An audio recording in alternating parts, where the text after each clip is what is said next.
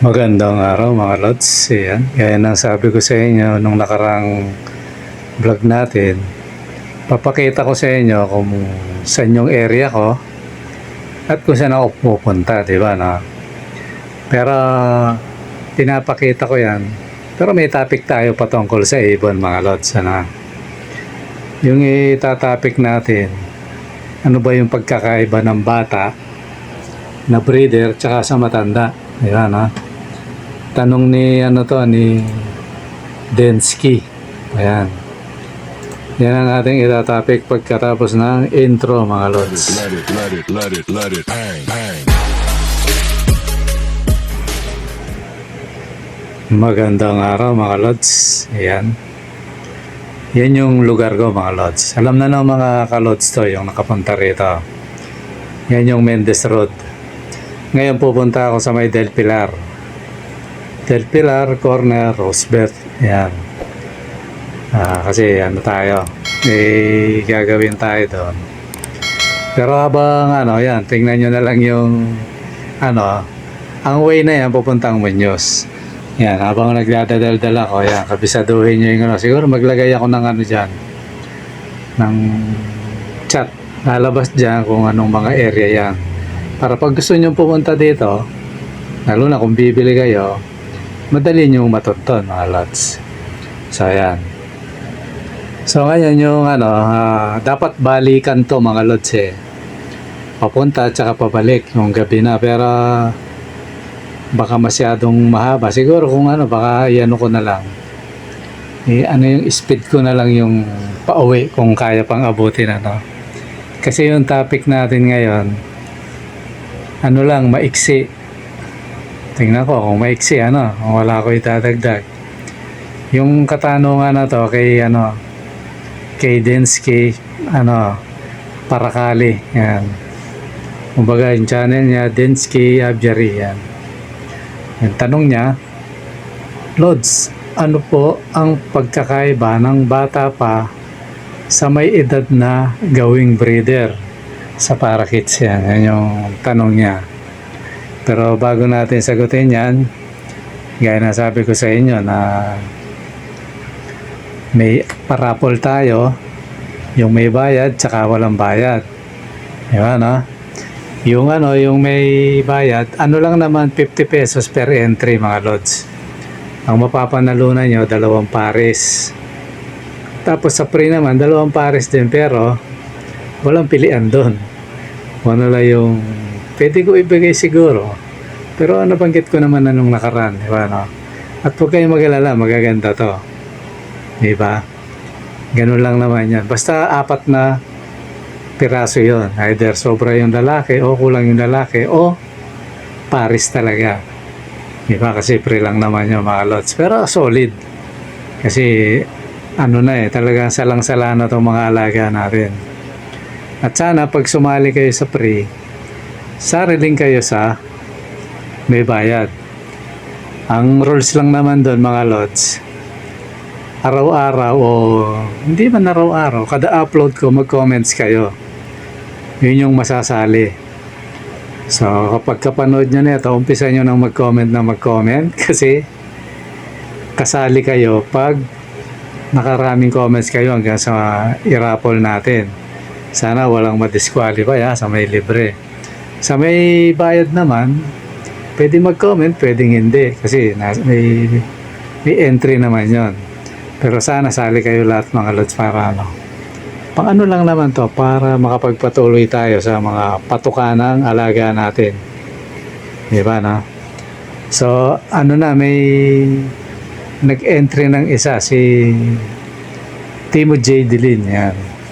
2 entries siya kasi 50 pesos lang naman ang entry. Meron na siyang 2 entry mga lots, kaya sali kayo.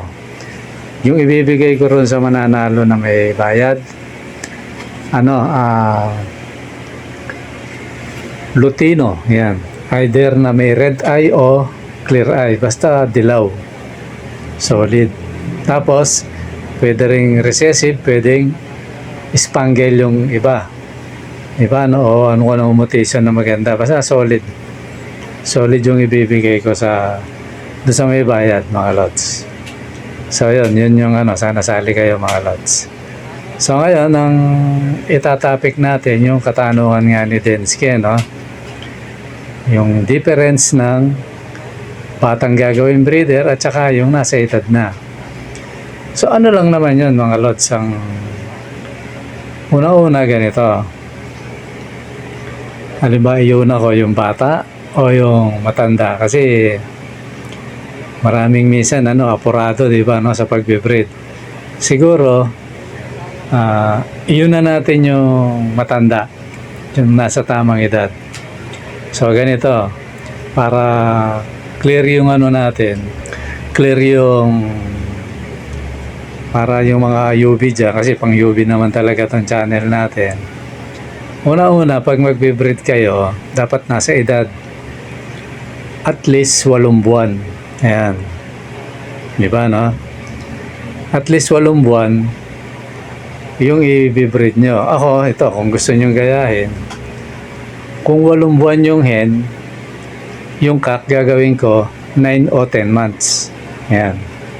Yan yung ginagawa ko. At least 7 or 8 buwan. Yan. Pinakabata siguro 7 buwan, Dapat ang diskarte ko doon mga lods, mas matanda ng konti yung o mas matanda yung cock. O baka tanungin ng ibang mga bago sa ibunan, bakit kailangan mas matanda? Kasi para alam na niya yung gagawin niya mga lods. Kumbaga sa basketball, alam na niyang i-dribble yun mga lods. Hindi sasala kasi baka sa court ng kalaban ma-shoot yun, di ba, no? Ganun lang yun mga lods. Kaya dapat mas mature yung cock. Pero kung halimbawa ang mga mga gagawin mong breeder na nasa edad parehas ang edad, pwede rin naman yun mga lods. Ano lang yun, diskarte ko lang yun, yung mga ganong tirada. So ngayon, di nasa edad sila, 8 months dapat, o more than, para mas maganda. Ibig sabihin, hinug na sila, talagang alam na yung yung marunong ng halimbawa, kumbaga sa tao, responsibilidad nila, alam na nila yon.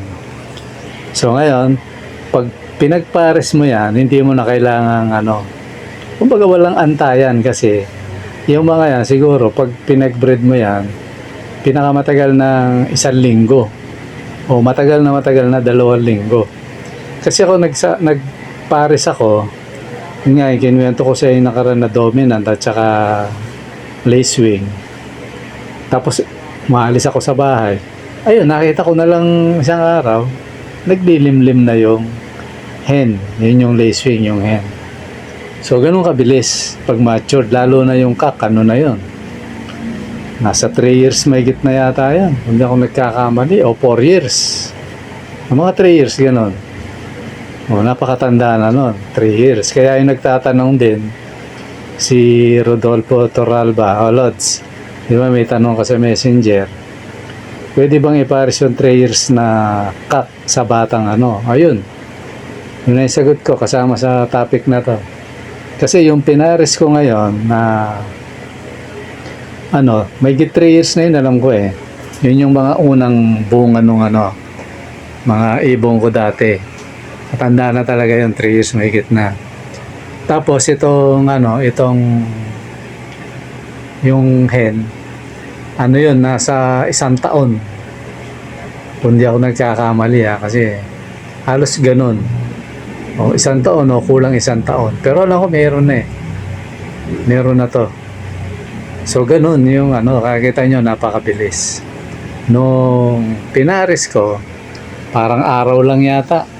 Kasi ako may experience ako mga lods na matured, pinagpares ko. Maya-maya lang nagbembangan. ganun kadali pag matured. Di ba, no? So, siya, hindi ka maiinip. Di ba, no? Pagkapares mo, bembangan agad, mabilisan. Ngayon, malas mo na lang pag tomboy o bakla yung kasi minsan may ganun pero napakabihira nun. Meron akong ganun, 6 months ko yata ang pinagpares, ayaw talaga. So, pinaghiwalay ko, di ba? pinag-divorce ko silang dalawa kasi walang mangyayari. Di ba? Kaya yung mga tanong na may tomboy o bakla, meron siguro mga lods. Kasi nangyayari sa ibunan niya na ayaw magpares. So, pero bihira yun. Napakabihira. So, yun yung yan yung advantage na nasa edad na yung ibon. Madaling pagparisin, hindi ka mahihirapan. Minsan walang away na mangyayari kasi talagang sabik na yan parehas eh. Lalo na kung yung yung kagaya ng pinagpares ko naglimlim tapos namisa na yung sabihin hanggang sa nakuha ko na yung mga inakay tapos iitlog uli, kinuha ko na nga lang yung itlog alam ko pinaposter ko parang 2 itlog lang yata pinaposter ko tapos hiniwalay ko na tapos pinaris ko na nga yung lacewing. So yun, saglit lang kasi parang nainip din yung kak dahil yung parakeets kasi mga lods minsan hindi agad nagpapabembang yan Ayun, kaya nung pinalitan ko yung bembangan agad mga lods ngayon naglilimlim na so ganun lang kabilis pag tsaka wala ka nang kailangan ihanda kasi lalo na yung sa akin may pugad na dati di ba? Kaya yung mga paniwala sa sa ibunan na yung pag yung tawag na ito pag inalis mo o namatay yung kaya katabi nakikita pa niya na umiiyak hindi raw magpapares siya nahanapin yun mga lods malaking kalokohan yun kasi kaya ako nasasabing malaking kalokohan yung mga sinasabi nilang ganon kinounter ko yun hindi naman totoo mga lods yan katunayan nga minsan pag sa susunod na vlog napakita ko sa inyo na kung sino yung although naipakita ko na yan yan ang ulitin ko lang para mapakita nyo na talagang na hindi totoo yun tapos papakita ko rin kung saan nakakulong yung nilagay ko na nga yata sa flying cage di ko lang kung nailagay ko na natingnan ko pag nag vlog tayo uli yung sabi pag naririnig yung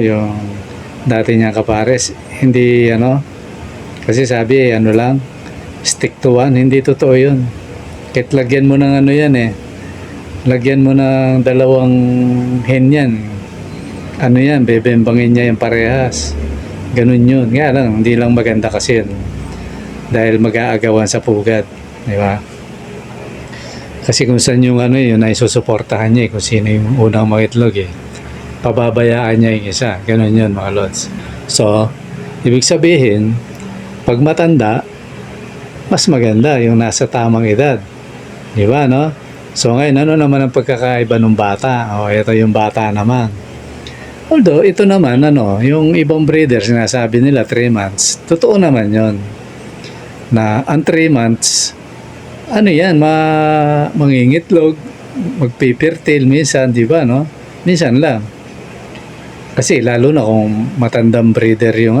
yung cock ang ipares mo siyempre sanay yun di ba kumbaga mangkanor na yun madadali niya talaga yan kaya lang ang tanong alam bang i-handle nung bata yung itlog niya di ba unang-una bata mailap pa yun yan pa yung problema tapos isasalang mo sa ganyan nini pa kaya kadalasan pag bata kahit sabi mong mature na yung cock yan minsan hindi nagpipirtil di ba minsan naman pirtil pero hindi natutuloy kasi tinatapon niya o kinakain niya minsan kasi nga wala pa siyang alam sa ganyan so nangyayari alam ba 3 months mong tapos iitlog palagay mo na 1 month 4 months na naglimlim palagay na natin tapos infertile ang masakit nun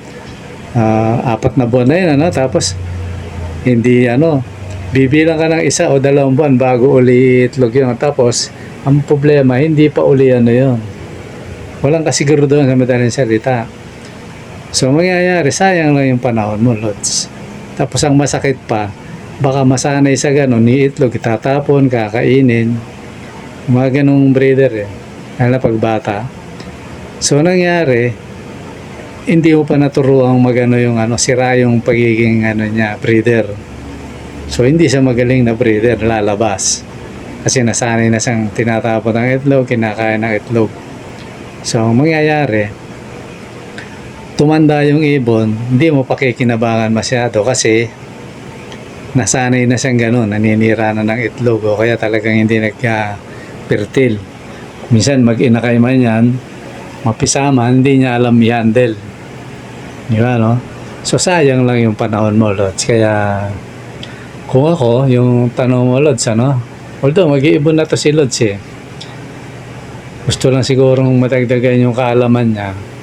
So ang ano ron, ano, bukod sa sayang na yung panahon mo, pati ibon baka masayang, di ba, no? Hindi magantay ka na lang ng ano, kasi lalo na kung libangan mo lang naman yan, di ba, no? So sa tamang panahon, mas ano, mas okay. Kumbaga sure ball, mga Lods. So ganun yung pag-iibon. Kasi talo ka rito pag ano, pag mainipin ka. Tapos ako, kung makikita ito, patunay itong mga kumukuha sa akin, lalo na si Timo J, no? Kumuha sa akin na marami yan. Ang daming matured doon. Diba, Lods, ano? Ang daming matured. So, hindi ko kailangan magparis ng bata. Kasi ako, sanay akong magantay. Baga, ano eh, hindi ako naiinip sa gano'n kasi yun nga lang, ano, nakatanghod ako sa mga ibo ko, hindi ako naiinip eh. Parang kulang nga yung panahon eh. Lalo na ngayon, hindi ako, ano, no, hindi ko alam kung anong araw ko may upload to.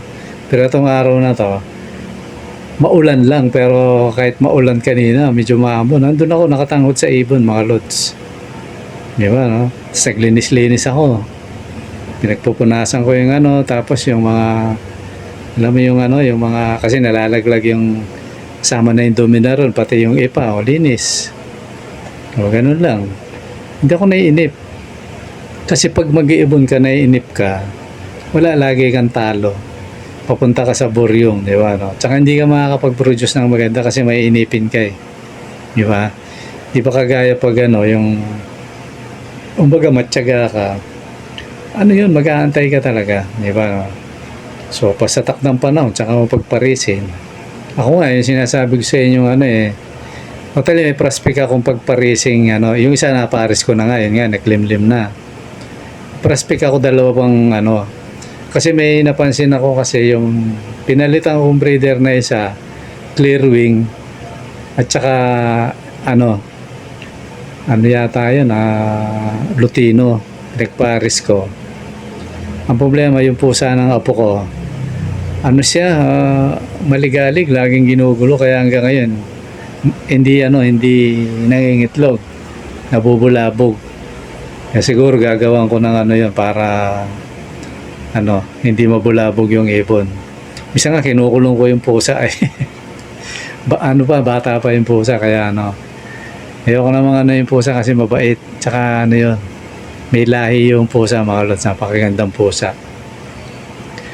Kaya yun eh, nag-iisip pa rin ako ng ano, ipapares, magpapalit ako ng breeder. Titingnan ko kung alin yung pwede kong ipalit.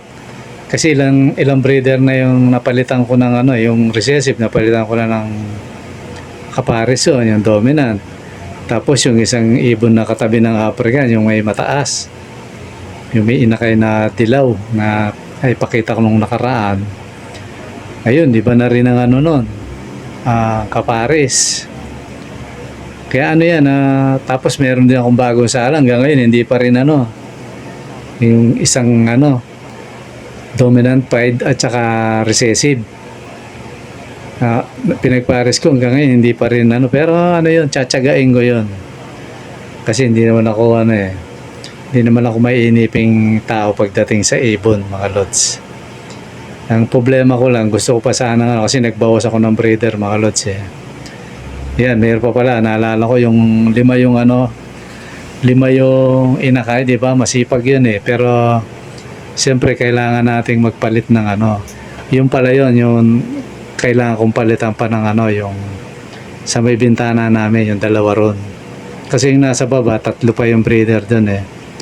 Yung dalawa pa lang magkasunod, yun ang bala kong palitan ng ng kaparis. Kasi nakailang buga na rin mga yan eh. Kailangan din ng pahinga ng ibon mga lods para manumbalik yung dating ganda niya kasi nalolosyang din niya, kala nyo ba?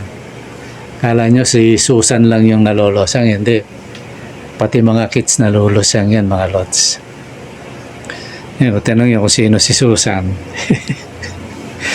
Tanong nyo sa kapitbahay yung chismosa kung ano ibig sabihin na Susan. Di ba alam? Ayaw ko magitin dito. Medyo may ano yan mga lods. May pagka-adult yun, yung Susan na yan. So yun yung mga lods, yung tanong ng ating kalods na anong pagkakaiba? Di ba? Ang pagkakaiba, ang bata, walang kasiguraduhan. Di ba, no? Baka masayang lang yung panahon mo. Although tinesting ko naman yun. Ako, nagtagumpay naman ako, kaya lang ayokong sanayin. Nagsalang ako, hindi naman batang-bata, 5 buwan. Pero hindi maganda eh. Iitlog, hindi namisa. 1 buwan yata mahigit bago uli ng itlog. Eh di matagal, pangit. Di ba kagaya pag yun nasa tamang edad, may inakay pa, pinapalaki pa, nangingitlog na. Yan, yun yung normal. Pero pag yung 1 o 1 buwan kalahati, tapos hindi pa nangingitlog, malabo yun mga lods. Hindi magandang breeder yung gano'n. Kaya karamihan sa gano'n, mga bata. O yun, siguro, yung mga mahilig magpares ng bata, napapansin nyo yun. Di pa kagaya ng yung matured na. Nasa nest box pa yung mga inakay, umiitlog na. Kaya minsan, 1 o 2 linggo, meron na naman pisa mga lods. Ganun yun. Pero pag yung bata, wala. Minsan 1 buwan, 2 buwan pa nga minsan hindi itlog, ang tagal. Kaya may inip ka lang. At saka maraming sayang mga lods. Samantalang kung matured talagang kumbaga normal. Normal yung daloy, walang kumbaga sa walang kahirap-hirap na mag-breed. Ganun yun. Kaya minsan siguro maraming nagtatanong sa akin, bakit daw sila matagal na bakit ang konti? Siguro ganun ang ginagawa nyo. Sabi nyo 5 buwan. Pwede na to. So nangyayari, ayun, mas matagal ang ang breeding session nyo kasi breeding season, kumbaga session o season kasi bata, di ba? Hindi ba kagaya ng na mature talaga yung katawan niyan, develop na talaga yan eh. Kaya na niyang magsunod-sunod, pero yung bata hindi, mga lods. So yun, ngayon kung meron namang ba't ako swertihan lang yun, hindi sa lahat ng panahon yun mga lods. Ako tinesting ko, nakapagbuga naman. Kaya lang matagal magbuga uli pag bata. Minsan ang napansin ko pa doon, parang madali siyang mamatay. Yan, isa pa yun. Kasi hindi pa handa yung katawan niya mga lods. So yun mga lods, yun lang siguro yung natin, yung topic natin, at nakita nyo na rin siguro kung saan ako pumupunta madalas tapos pag uwi gano'n, yan ang rotation ko. Tapos meron pa isang pinupuntahan na baka iyan ko rin yun, i-vlog ko rin yan, papakita ko sa side. Pero ito, pasensya muna kayo kasi yan lang muna yung inano natin. Pero andyan pa rin yung topic ng ibon mga lods. Okay mga lods, siguro hanggang dito muna at maraming salamat. Bye bye.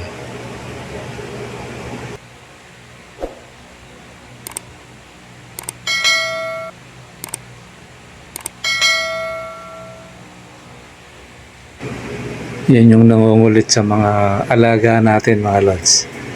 Pero mabait na kuting yan. Lang yan. Pag naman pinitik mo na tumatakbo na siya. Ay mga lods. Okay mga lods, maraming salamat. Bye bye.